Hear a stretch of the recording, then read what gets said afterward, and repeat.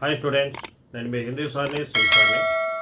నాన్న మీకోసం 3 marks questions రేపు రాయబోయే ప్రీ పబ్లిక్ ఎగ్జామ్కైనా కానీ నెక్స్ట్ రాయబోయే పబ్లిక్ ఎగ్జామ్కైనా కానీ మీ అందరికీ కూడా 3 మార్క్స్ క్వశ్చన్స్ మన పబ్లిక్ క్వశ్చన్ పేపర్లో ఇవ్వబోయే 8 ప్రశ్నల్ని మీరు దాన్ని టచ్ చేయాలి, రాయాలి, మంచిగా రాయాలి, మంచి మార్కుల్ని పొందాలి అనే ఉద్దేశంతో lesson wise important questions already ఇవ్వడం జరిగింది. దానికోసం ఒక వీడియో చేసి పెట్టడం కూడా జరిగింది. వాటన్నిటికీ సంబంధించిన ఆన్సర్స్ మన యూట్యూబ్ ఛానల్లో తెలుగు ఎక్స్ప్లెనేషన్తో పాటు అన్నీ కూడా ఉన్నాయి. అవన్నీ మీకు ఉపయోగపడతాయి అని చెప్పి అనుకుంటున్నాను. అయితే అందరికీ ఒక అనుమానం, మనం చదువుకున్న ప్రశ్నలు కనుక రాకపోతే, అంటే ఇచ్చిన ఇంపార్టెంట్ క్వశ్చన్స్ అన్నీ చదివే వాళ్ళు కొంతమంది ఉంటారు, కొన్నే చదివే వాళ్ళు కొంతమంది ఉంటారు, చదవలేక ఇబ్బంది పడేవాళ్ళు కొంతమంది ఉంటారు, ఇలా రకరకాలు అన్నమాట. ఏది ఏమైనా కానీ మనం చదివిన 3 మార్కుల ప్రశ్న పరీక్షలో రాకపోతే 3 మార్కుల ప్రశ్నని వదిలేయాలనా, లేకపోతే ఎలా రాయాలి, ఏ విధంగా రాస్తే మనం మంచి మార్కుల్ని పొందగలం అని తెలుసుకునేదానికి ఈరోజు మీకోసం ఒక మంచి వీడియో చేసి పెట్టడం జరుగుతుంది. మన ఛానల్ పేరు PDNS హిందీ. సబ్స్క్రైబ్ చేయండి, లైక్ చేయండి, షేర్ చేయండి. ఇక టాపిక్లోకి వెళ్దామా? టాపిక్లోకి వెళ్తే ఈరోజు 3 మార్క్స్ క్వశ్చన్స్, మనం నేర్చుకున్న 3 మార్క్స్ క్వశ్చన్స్ పరీక్షలో రాకపోతే దానిలో కూడా మనం మార్కుల్ని ఎలా పొందాలి అనేదన్నమాట. చూడండి నాన్న, మనం నేర్చుకున్న ప్రశ్నలు కనుక రాకపోతే మొదటగా అసలు పరీక్షలో 3 మార్క్స్ క్వశ్చన్ని రాసే విధానం ఏంట్రా అంటే, ఉదాహరణకి ప్రశ్న ఇది ఇచ్చాడు అనుకున్నాం, హామిద్ చిమటా క్యూ ఖరీదనా చాహతా హై అని 3 మార్క్స్ క్వశ్చన్ అడిగాడు అనుకున్నాం. హామిద్ చిమటా క్యూ ఖరీదనా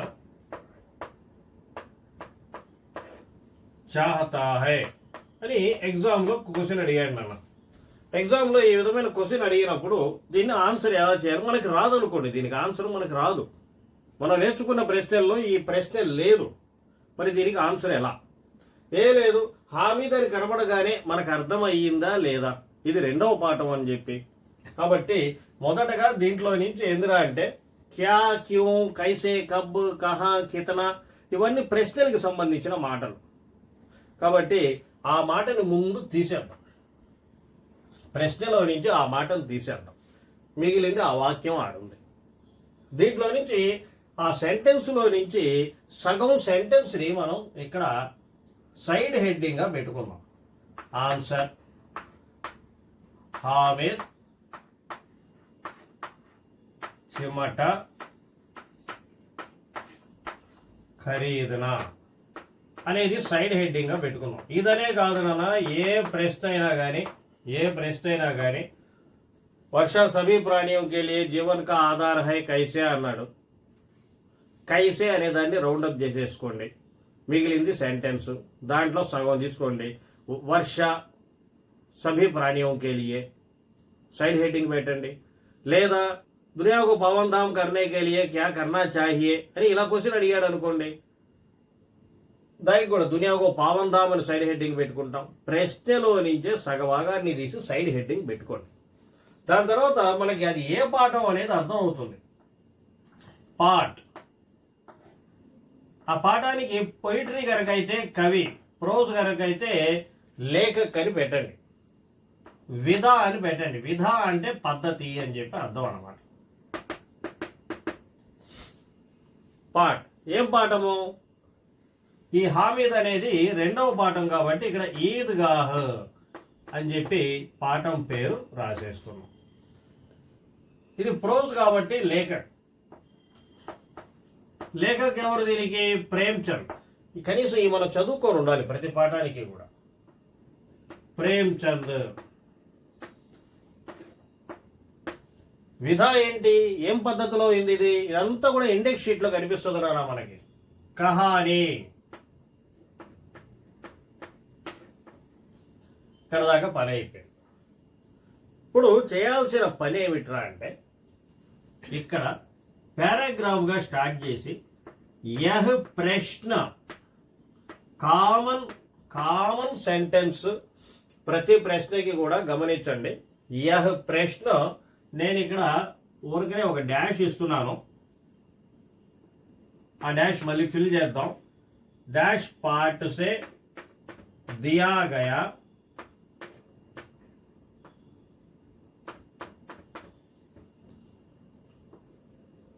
कवि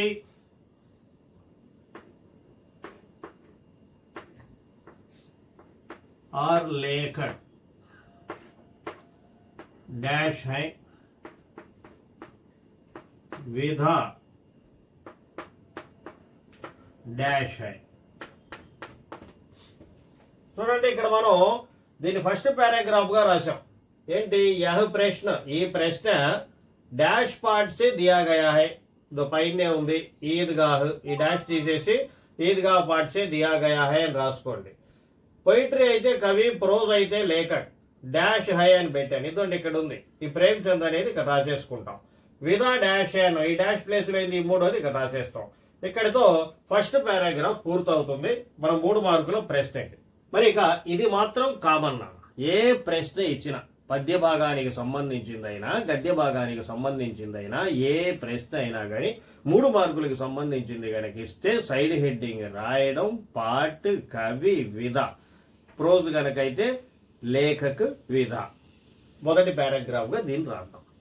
రెండవ పారాగ్రాఫ్గా లేదా దీంట్లోనే కంటిన్యూషన్ ఆన్సర్ ఏం రాయాలి, ఇది పాయింట్. ఇప్పుడు చూడండి, నేర్చుకున్న 3 మార్కుల క్వశ్చన్ రాకపోతే మొదట ప్రతి పాఠానికి కనీసం 1-2 ప్రశ్నలు మనం తప్పకుండా నేర్చుకునే ఉంటాం కదా. మనం నేర్చుకునేది రాలేదు ఎగ్జామ్లో అంటే ఆ పాఠంలో మనం ఇంకేదో నేర్చుకొని ఉంటాం కదా గ్యారంటీగా. మనం 4 నేర్చుకున్నాం ఆ పాఠంలో, ఆ 4 రాలేదు, 5వ ప్రశ్న వచ్చింది. అయితే ఆ పాఠంలో మనకు 4 వచ్చు కదా. కాబట్టి ఆ 4 ప్రశ్నలలో దీనికి రిలేటెడ్ ఏదని నువ్వు అనుకుంటున్నావో ఆ ప్రశ్నకి జవాబుని ఇక్కడ రాసేసి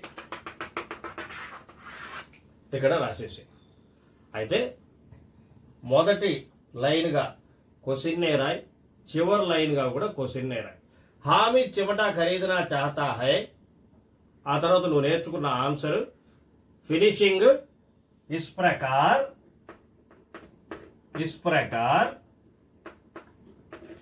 మళ్ళీ క్వశ్చనే హామీ చిమటా ఖరీదనా చాహతా హై. ఇది మనం నేర్చుకున్న ప్రశ్నలు రాకపోతే ఈ విధంగా మొత్తం రాసి ఆ పాఠంలో నువ్వేమి నేర్చుకున్నావు దాన్ని రాసేసి మొదటి లైన్గా క్వశ్చన్నే రాయ్, చివరి లైన్గా ఇస్ ప్రకారాన్ని పెట్టి క్వశ్చనే రాయ్. ఇది ఒక పద్ధతి నాన్న. ఇంకొక పద్ధతి ఏంటంటే సేమ్ ఇంతే, సైడ్ హెడ్డింగ్ పార్ట్ లేఖక్ విధ యహ్ ప్రశ్న పార్ట్ సే దియా గయా హై లేఖక్ విధ, ఇదంతా సేమ్ టు సేమ్ రాస్తాం. ఆ పాఠానికి నువ్వు సారాంశం నేర్చుకొని ఉంటావు కదా, ఆ సారాంశంలో నుంచి ఒక్క 4 పాయింట్లు లేదా ఒక పారాగ్రాఫ్ అక్కడ రాసేసి మొదటి లైన్గా క్వశ్చన్ రాయ్, చివరి లైన్గా కూడా ఇస్ ప్రకారం పెట్టి క్వశ్చనే రాసే. ఇది రెండవ పద్ధతి. మూడో పద్ధతి ఎందుకు మూడో పద్ధతి అంటున్నానంటే, నేను ఆ లెసన్లో మనకి అసలు ఒక క్వశ్చన్ కూడా రాదు, సారాంశం కూడా రాదు. ఇప్పుడు పరిస్థితి ఏంటి అంటే ఇక్కడ ఏంటంటే కనీసం క్వశ్చన్లు వచ్చు సారాంశం రావు అంటే క్వశ్చన్ రాసాం, సారాంశమే వచ్చు క్వశ్చన్లు రావు అంటే సారాంశంలో 4 పాయింట్లు రాసాం. నాకు అసలు ఆ పాఠంలో క్వశ్చన్లు రావు, సారాంశం కూడా రాదు.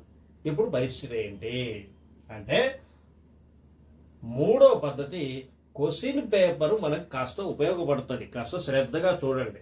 క్వశ్చన్ పేపర్లో ఆ క్వశ్చన్కి సంబంధించి ఏదైనా ఆ క్వశ్చన్ ఏ లెసనో ఆ లెసన్కి సంబంధించి ఏదైనా పారాగ్రాఫ్ ఉంటే ఆ పారాగ్రాఫ్ని తెచ్చి ఇక్కడ రాసేయండి. ఒక 4-5 పాయింట్లు. మొదటి లైన్ క్వశ్చనే, చివరి లైన్ క్వశ్చనే, ఆ పారాగ్రాఫ్లో నుంచి ఒక 4-5 పాయింట్లు ఇక్కడ పారాగ్రాఫ్గా రాసేయండి. ఈ విధంగా మనం దీన్ని ఉపయోగించుకోవచ్చు. 3 పద్ధతులు అయిపోయినాయి. నాలుగవ పద్ధతి ఏంటంటే ఇక్కడ ఏంటంటే 4వ పద్ధతి ఎందుకు అంటున్నానంటే, ఇప్పుడు ఆ లెసన్కి సంబంధించి క్వశ్చన్ ఆన్సర్స్ మనకి రావు. నెంబర్ 2 సారాంశం కూడా రాదు. నెంబర్ 3 క్వశ్చన్ పేపర్లో ఆ క్వశ్చన్ ఏ లెసన్కి సంబంధించిందో ఆ లెసన్కి సంబంధించిన పారాగ్రాఫ్ కూడా లేదు. ఇప్పుడు పరిస్థితి ఏంటి అంటే, మన టెక్స్ట్ బుక్లో తప్పనిసరిగా మనం ఆన్సర్ నేర్చుకోకపోయినా కనీసం క్వశ్చన్ అభివ్యక్తి సృజనాత్మకత అని ఉంటుంది నాన్న. అభివ్యక్తి సృజనాత్మకత అని ఉంటుంది. దాంట్లో ఆ 1-2 ప్రశ్నలు, ఈ అనే ప్రశ్న, మొత్తం 3 ప్రశ్నలు. ఆ 3 ప్రశ్నలని నేర్చుకోండి. ఆన్సర్ నేర్చుకోవాలి, క్వశ్చన్ని నేర్చుకోండి. ఇందాక నేను చెప్పిన పద్ధతిలో క్యా, కిసే, కైసే, కహా ఇలాంటివి తీసేసి, సార్ అవి మేము ఎలా ఎతకాలి సార్, ఆ క్వశ్చన్లు ఏంటనేది మనకి ఎట్ట తెలుస్తుంది అని మీరు అనుకుంటున్నారా? అటైతే ఇబ్బంది పడాల్సిన పనే లేదు. నేను pre final and public exam 3 marks important questions అని చెప్పి వీడియో పెట్టున్నాను. ఆ వీడియోలో లెసన్ వైజ్ ఒక 3 క్వశ్చన్లు, 4 క్వశ్చన్లు ఇచ్చున్నాను. కనీసం ప్రతి పాఠం నుంచి ఆ క్వశ్చన్లకు సంబంధించి ఆ 3 పాయింట్లన్నా నేర్చుకోండి. ఏ క్వశ్చన్ అయినా ఇవ్వనేయండి, ఆ 3 పాయింట్లు రాసేయండి చాలు. అది కూడా మా వల్ల కాలేదు. ఏంటి, క్వశ్చన్స్ రావు, సారాంశం రాదు, క్వశ్చన్ పేపర్లో దానికి సంబంధించిన పారాగ్రాఫు లేదు. 3 క్వశ్చన్స్ నేర్చుకోమన్నాను. అంటే ఏంటి, 3 పాయింట్లు నేర్చుకోమన్నాను ప్రతి పాయింట్ని లెసన్ నుంచి. అది కూడా మన వల్ల కాలేదు. అప్పుడు పరిస్థితి ఏంటంటే, చేసేది ఏమీ లేదు. 5వ పద్ధతి పంచసూత్రం ఏమిట్రా అంటే, సైడ్ హెడ్డింగ్ రాయడం, పాఠం, కవి పేరు మీద మొదటి పారాగ్రాఫ్గా దీన్ని రాయడం. దాని తర్వాత క్వశ్చన్ పేపర్లో ఏదో ఒక పారాగ్రాఫ్ని తీసుకొని 3 పాయింట్లు రాసేయడమే. ఉన్నాయి కదా, ఒక 4 పారాగ్రాఫులు ఉంటాయి మన కోసం. ఆ 4 పారాగ్రాఫుల్లో నుంచి ఒక్కొక్క క్వశ్చన్కి ఒక్కొక్క పారాగ్రాఫ్లో 3-4 పాయింట్లు తీసుకొని వాడుకోవడమే. మొదటి లైన్గా క్వశ్చన్ని రాయడం, చివరి లైన్గా కూడా క్వశ్చన్నే రాయడం. అయితే నేను చెప్పిన ఇక్కడ ఈ పద్ధతుల్లో మొదటి పద్ధతి నుంచి చివరి పద్ధతి దాకా తీసుకుంటే, ఈ పద్ధతిని ఉపయోగిస్తే ఒక 2 మార్కులు రావచ్చు మొదటి పద్ధతి. రెండవ పద్ధతి ఒక 2 రావచ్చు. మూడవ పద్ధతి 1.5 దాకా రావచ్చు. 4వ పద్ధతి ఒక 1.5 దాకా రావచ్చు. 5వ పద్ధతి 1 మార్క్ వస్తుంది. అయితే ఇక్కడ 2 or 2.5 దాకా కూడా ఛాన్స్ ఉంది నాన్న. 1-2 పద్ధతుల్లో 2-2.5 మార్కు దాకా మనకు వచ్చే అవకాశం ఉంది. 3వ పద్ధతి 1.5, ఎవరైనా మంచి వాళ్ళ చేతిలో పడితే 2 మార్క్స్ వచ్చే అవకాశం ఉంది. ఇది కూడా 1.5 మంచి వాళ్ళ చేతిలో పడితే 2 మార్క్స్ దాకా వచ్చే అవకాశం ఉంది. ఇది క్వశ్చన్ పేపర్ ఎనీ పేరా 1ని మించి రాదు. ఆ 1 మార్కే ఎక్కువ ఇక్కడ. ఎందుకంటే ఆ 1 మార్క్ కూడా మనకి ఈ పద్ధతులన్నీ ఉపయోగించాం కాబట్టి ఆ 1 మార్క్ మనకు వస్తుంది. 3 మార్క్స్ క్వశ్చన్ అన్నిటి కోసం ఇలాగే డిపెండ్ అయిపోవద్దు. నేను ఒకటే మాట చెప్తున్నాను, మనకి రాని 3 మార్క్స్ క్వశ్చన్ని వదిలేయడం కన్నా 1 మార్క్ అయినా సంపాదించడం మిన్నా అనే దానికోసం ఇది. అంతేగాని మొత్తం ప్రశ్నల్ని ఇలాగే చేయవద్దు, మార్కులు మిస్ అవుతారు. ఏదో 1-2 ప్రశ్నలు మనకు తెలియనివి ఉంటాయి.